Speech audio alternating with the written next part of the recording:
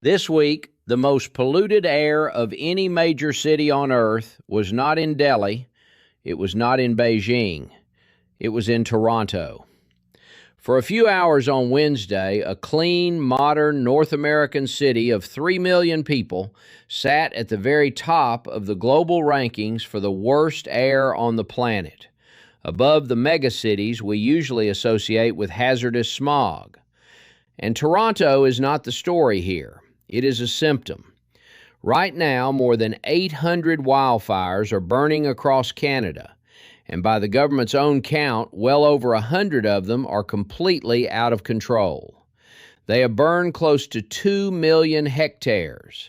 The smoke has fouled the air for more than 100 million people across the United States, turned the skylines of New York and Boston a sickly yellow, and driven thousands of people out of their homes. And it did not stop at the coast. It crossed the entire Atlantic Ocean and reached the skies over Europe. Now, here's the part that is hardest to accept, because it is the thing that turns this from a news story into a warning.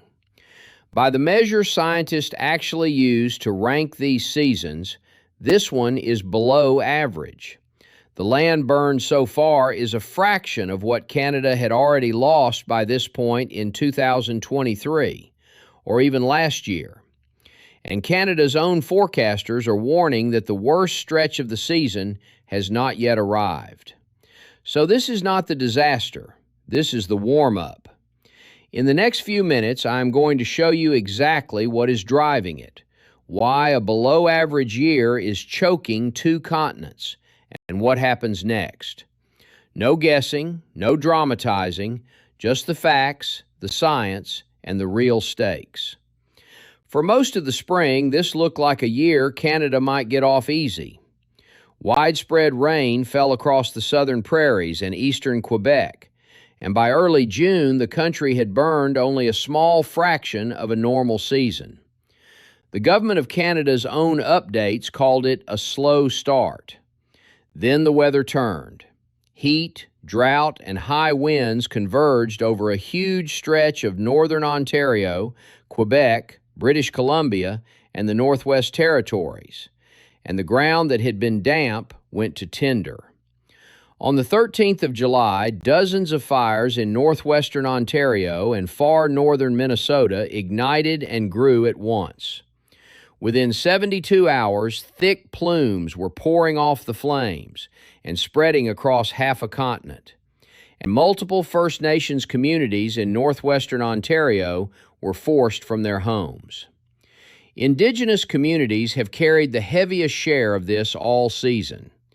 According to Indigenous Services Canada, more than 5,000 people from First Nations have been evacuated because of wildfires this year, with over 2,000 of them still displaced in the middle of July. Let me give you the hard specifics, because the scale here is easy to wave away. In the Northwest Territories, fires near Great Bear Lake in the Satu region have been burning since late June, and the European monitoring service Copernicus described their intensity as comparable to the extreme fire years of 2023 and 2014. Ontario alone has recorded more than 450 wildfires this year, against a 10-year average of roughly 312 for the same date. Across the border in Minnesota, the entire Boundary Waters Wilderness was shut down for only the third time in its history, with evacuations across 2 counties. Canada raised its national preparedness level to level 4, the second highest tier, the one that signals major fire behavior in multiple regions, and firefighting crews and aircraft stretched thin, with Quebec sitting at that same top level of readiness. Let those numbers sit for a moment, and to feel the weight of the phrase below average, you have to know what an average-breaking year looks like here. In 2023, Canada endured the most destructive wildfire season in its recorded history. More than 18 million hectares burned. That is roughly 5% of the entire forested area of the country gone in a single summer, with the smoke drifting far enough south to foul the air over Atlanta and somewhere between 185,000 and 230,000 people forced to evacuate. 2 years later, the season of 2025 became the second worst on record, with nearly 9 million hectares burned. So when I tell you this year is running below average, I am measuring it against that, and it is still enough to put 100 million people under warnings. Here is the paradox that runs through this entire story. Canada has burned fewer total hectares this year than at the same point in the last 2 seasons, but it has lit more individual fires, and those fires are throwing off an enormous volume of smoke. Fewer hectares burned does not mean less smoke reaching you, and this month is the proof. To understand why, you have to understand what actually makes a forest burn, and the answer is not what people usually assume. Fire needs 3 things. It needs fuel, it needs a spark, and it needs weather. Mike Flanagan, one of the world's leading wildfire scientists, has spent more than 30 years studying that combination, and he calls the third ingredient fire weather. Hot, dry, windy conditions that turn a forest into something that ignites easily and spreads fast. Climate change is worsening all 3 ingredients at once, which is why Flanagan describes it as a triple threat to Canada's forests. Let me make the physics tangible, because this is the mechanism that matters. When air warms, it can hold more moisture before it becomes saturated. Warmer air behaves like a bigger, thirstier sponge, and it wrings water out of everything it touches, out of every needle, every fallen log, every inch of soil. Scientists call the gap between how much moisture the air could hold and how much it actually holds the vapor pressure deficit, and it is one of the single most important drivers of wildfire risk because it decides how aggressively the atmosphere pulls the water out of the land. Now factor in one more thing. Canada is warming at roughly twice the global average because of its northern latitude. So the sponge over Canada's forests is getting bigger and thirstier faster than almost anywhere else on Earth. That is why a summer with normal rainfall can still deliver bone-dry fuel by July. The rain came in spring. The heat is taking it back now. And the forest on the receiving end of all this is built to burn. Canada holds more than a quarter of the world's boreal forest, an expanse of spruce and pine covering something like 270 million hectares across the top of the country. Fire is a natural part of that system. Black spruce, the signature tree of the boreal, produces cones sealed shut with resin that only melts open in the heat of a fire. So the tree literally depends on burning to reproduce. Think of it as a seed locked in a bottle, and fire is the only thing that pops the cork. But there is a word doing a lot of quiet work in that sentence, and the word is natural. The boreal is supposed to burn in infrequent, intense fires spaced a century or more apart. What has changed is not that it burns. What has changed is how often and how hard. And research published in the journal Nature points to something genuinely unsettling. There appear to be thresholds in heat, moisture, and vegetation that once crossed cause the area burned to jump sharply rather than climb gradually. In plain terms, you can warm the system a little and get a lot more fire. This is the part that has no comfortable precedent, because it means the relationship between a warming climate and a burning forest is not a straight line. It is a cliff edge. If you have been paying attention, you might be waiting for the obvious objection, so let me get ahead of it. You will hear, loudly and often, that none of this is really about the climate, that the true cause is decades of aggressive fire suppression, forests left overgrown into tinder boxes, not enough logging, not enough controlled burning. And I want to take that seriously because in one place it holds a real kernel of truth. In the dry forests of the western United States, the Sierra Nevada and places like it, fuel buildup from a century of putting out every small fire is a genuine and serious problem.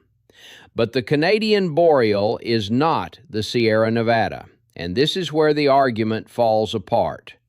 The boreal does not burn in frequent, gentle, ground-clearing fires that suppression interrupted. It burns in rare, ferocious crown fires that kill entire stands on cycles measured in a century or more. Only about a fifth of the area burning in Canada is even on managed land, and the fire scientists who study this system say the same thing plainly. Landscape-scale fuel treatments cannot be scaled up enough to stop these megafires. So here is the reframe, and it is the heart of this whole story. Suppression was never the main brake on these fires. Moisture is the brake, and the warming climate is prying it loose. The thing that held these fires in check was the water in the wood, and that water is leaving. Which brings me to the strangest part of the modern Canadian fire season. It does not always end. Some of these fires burn down into the peat, the thick organic soil of the boreal, and they keep smoldering underground all winter long, under the snow, waiting. They are called overwintering fires or zombie fires, and after the record season of 2023, roughly 150 of them reignited as early as February of the following year. Sit with that. The fire never went out. It just went quiet, buried under a Canadian winter, and came back up in the spring. And every one of these massive burns releases carbon that feeds the warming that dries the next forest that feeds the next fire. Natural Resources Canada describes it in exactly those terms, as a self-reinforcing climate fire feedback, a loop that tightens on itself a little more each year. And this is where the story stops being only about Canada. The boreal is one of the largest carbon stores on the planet. For thousands of years, all that spruce and pine and deep peat soil has been quietly locking carbon away out of the atmosphere. When it burns on this scale, it does the reverse. Natural Resources Canada tracks the greenhouse gases pouring off these fires, and the release does not stop when the flames do, because the burned wood keeps decomposing for years afterward. Then there is the part almost nobody mentions. When the forest grows back, a young stand holds far less carbon than the old one it replaced. So every one of these mega fire seasons quietly shifts the boreal from a place that stores carbon toward a place that surrenders it. And the whole planet inherits that math. Keep that in the back of your mind, because it is the real reason a fire in a place most people will never visit is your problem too. Now let me get to the thing you are actually breathing, because for almost everyone under these alerts, the fire itself is 1,000 miles away, and the thing that actually reaches them is the smoke. And the dangerous part of the smoke is not the gray haze you can see. It is a particle so small you cannot, a fine particulate about 2.5 microns across, small enough to slip past your body's defenses and lodge deep in your lungs and cross into your bloodstream. Air quality scientists call it PM 2.5, and it is the number underneath every alert on your phone this week. Here is how it travels so far. When a big fire burns hot enough, it lofts its smoke high into the atmosphere. And once it is up there, it rides the same fast rivers of air that steer our weather. That is how a fire near Great Bear Lake ends up dimming the sun over Boston, and it is how it keeps going. This is not new, and it is not a fluke. In 2023, smoke from Quebec's fires crossed more than 2,000 miles of open ocean and reached Portugal and Spain. In 2024, plumes from northern Canada drifted over the British Isles and down toward France and the Balearic Islands. Last year, it reached the Mediterranean in May.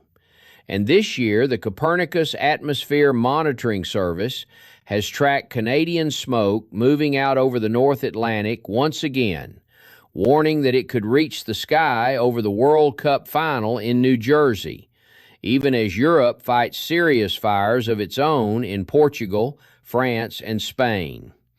But let me be direct about what that transatlantic smoke does and does not mean, because this is where the hype machine gets to work. When the smoke reaches Europe, it is usually riding high in the atmosphere, so it tends to produce hazy skies and deep red sunsets without doing much to the air at ground level. That distinction matters. The same plume that is only tinting the sunset in Lisbon can be a genuine health hazard in Detroit, because over the American Midwest and Northeast this month, the smoke has been mixing down to the surface, into the air people are actually breathing. And that is where the real stakes are. At the peak this week, the Washington Post reported that as many as 115 million people were exposed to unhealthy air across the Midwest, Northeast, and Mid-Atlantic. More than 100 million were under alerts across 18 states and the District of Columbia. New York issued a statewide advisory. The skyline turned orange. Boston climbed into the range that is unhealthy for sensitive groups, and northern Minnesota went all the way to hazardous. And it landed on top of a heat dome sitting over the central United States. So millions of people were told in the same week to stay inside because of the heat and to stay inside because of the smoke. That combination is its own kind of danger, because the people most vulnerable to one are usually the most vulnerable to the other. Let me translate what those readings actually mean, because the number on your phone is not abstract. Air quality trackers this week showed a dense band of red and deep purple sensors, the worst category, running from Minnesota and the Great Lakes clear into New York and New England, while most of the rest of the country stayed clean. When that index climbs past 100, people with asthma, heart conditions, the very young and the very old should already be cutting back time outdoors. Past 150, the air is unhealthy for everyone, healthy adults included. New York's forecast this week ran above 100 and pushed toward that higher line. And it was that same fine particulate blowing south from the fires in northwestern Ontario that put Toronto at the top of the world's worst air list on Wednesday, with Environment Canada's health index pinned at 10 and above, the very high-risk ceiling. So this is not a matter of a hazy sunset and a few coughs. For a real slice of the population, it is a signal to close the windows, run a filter if you have one, and stay in. Because for a specific group, this is not an inconvenience, it is a medical event. Fine particulate at these concentrations is most dangerous to children, to older adults, to people with asthma or heart disease, and to pregnant women. Dr. Samantha Green, a physician in Toronto, has been blunt about the long game here.